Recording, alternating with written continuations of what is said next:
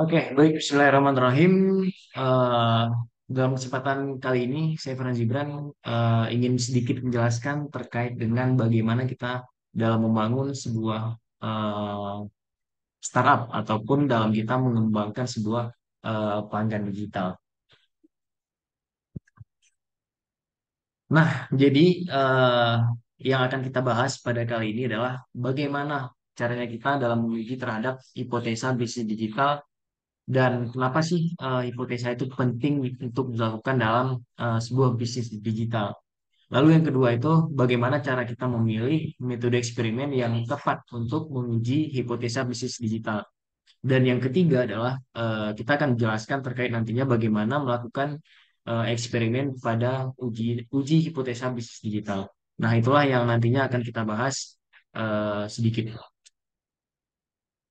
Oke, nah jadi referensi yang akan saya bagikan kali ini dan sudah saya pelajari juga adalah dari sebuah buku yang berjudul Testing Business Ideas yang dituliskan oleh David Gavin dan juga Alex Osterwalder.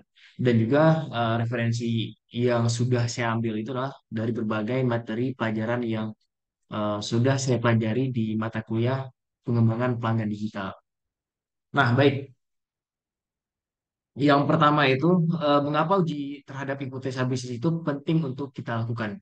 Nah, ada beberapa hal kenapa ini menjadi sebuah yang penting. Karena yang pertama itu adalah mengurangi risiko kegagalan bisnis. Nah, jadi uji terhadap hipotesa bisnis itu penting dilakukan karena itu merupakan langkah ataupun kunci dalam menguji dan memvalidasi konsep bisnis digital sebelum kita kemudian menginvestasikan sumber daya yang berharga, baik itu materi dan juga sumber daya manusianya. Eh, Kemudian juga seperti waktu, uang, dan juga tenaga kerja untuk mengembangkan bisnis tersebut. Nah, jadi yang pertama itu adalah mengurangi risiko kegagalan bisnis. Nah, dengan menguji hipotesa bisnis digital sebelum meluncurkan produk atau pelayanan, kita dapat mengidentifikasi potensi kegagalan ataupun ketidakcocokan konsep dengan pasar sebelum menghabiskan banyak sumber daya. Nah, itu yang pertama. Lalu yang kedua adalah validasi ide bisnis. Nah, uji hipotesa membantu kita juga untuk mengkonfirmasi atau menyangkal asumsi dan ide yang mendasari bisnis. Ini dan kemudian dapat membantu memastikan bahwa konsep bisnis kita itu sesuai dengan kebutuhan dan juga keinginan pelanggan. Nah, lalu kemudian yang ketiga itu adalah memahami pasar dan juga pelanggan. Nah, ini menarik bahwasanya dengan menguji hipotesa, kita dapat kemudian lebih memahami pasar dan juga target customer kita siapa. Kemudian kita kemudian juga dapat mengidentifikasi preferensi, masalah, dan juga kebutuhan pelanggan yang mungkin tidak terlihat sebelumnya. Nah, lalu kemudian yang terakhir adalah meningkatkan kepuasan pelanggan. Nah, itu dengan menguji hipotesa dan juga merespon umpan balik pelanggan, kita dapat kemudian membangun produk ataupun layanan yang lebih sesuai dengan kehidupan kebutuhan pelanggan yang pada gilirannya dapat kemudian kita tingkatkan kepuasan pelanggan dan juga membangun basis pelanggan yang setia. Nah, itulah kenapa pentingnya kita melakukan hipotesa eh, terhadap bisnis digital. Lalu lanjut yang kedua adalah bagaimana cara kita memilih metode eksperimen yang tepat untuk menguji hipotesa bisnis digital. Nah, sebenarnya ada beberapa cara untuk kita melakukan eksperimen terhadap pengujian hipotesa bisnis digital. Nah, yang pertama itu ada confidence level dan juga yang kedua ada discovery experimentable.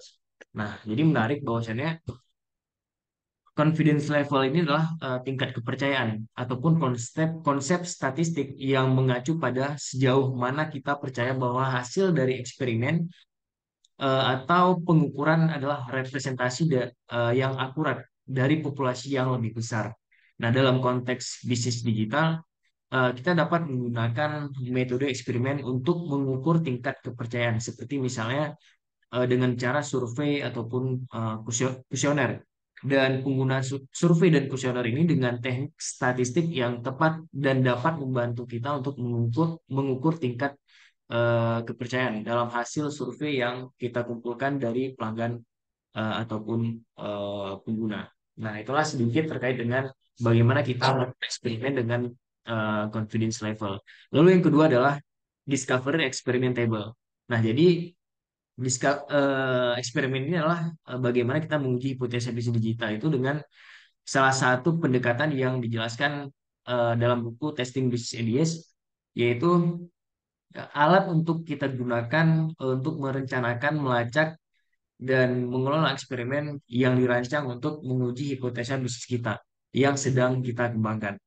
Nah, kemudian juga dapat mengatur eksperimen dengan cara yang sistematis.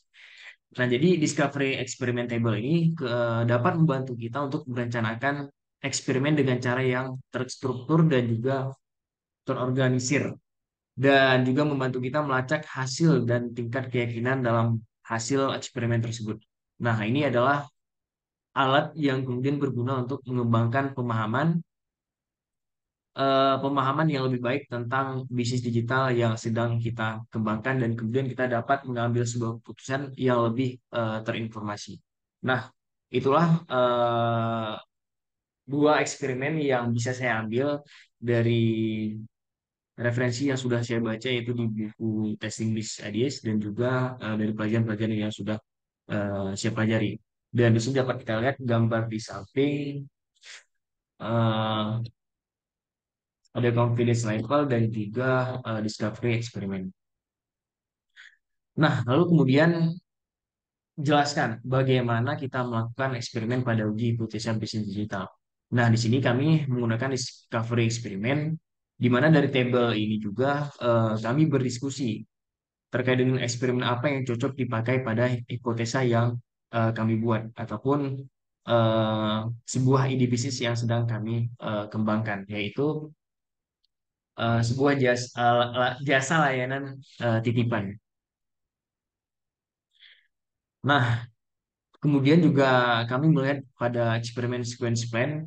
Nah, dari table itu kami memilih customer interview dan juga discovery survey. Nah, kemudian setelah kami memilih hipotesa ataupun eksperimen apa yang cocok untuk kami buat, itu setelah itu kami menjalankan eksperimen terhadap hipotesa yang telah kami buat. Contohnya kami membuat sebuah kuesioner dan nantinya bakal diisi oleh pelanggan-pelanggan ataupun eh, customer-customer yang membutuhkan eh, layanan ini.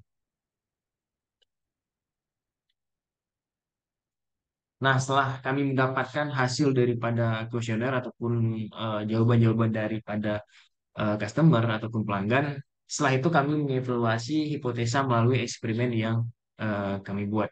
Nah, di sini dapat kita lihat hasil daripada isian kuesioner yang telah kami share ataupun kami bagikan kepada customer ataupun pelanggan. Nah, mungkin itu sedikit terkait dengan bagaimana kita mengembangkan hipotesa, lalu kemudian eksperimen apa yang kita lakukan, dan juga contoh eksperimen yang sedang kami lakukan. Mungkin itu yang dapat saya sampaikan, lebih dan kurangnya saya mohon maaf. Assalamualaikum warahmatullahi wabarakatuh.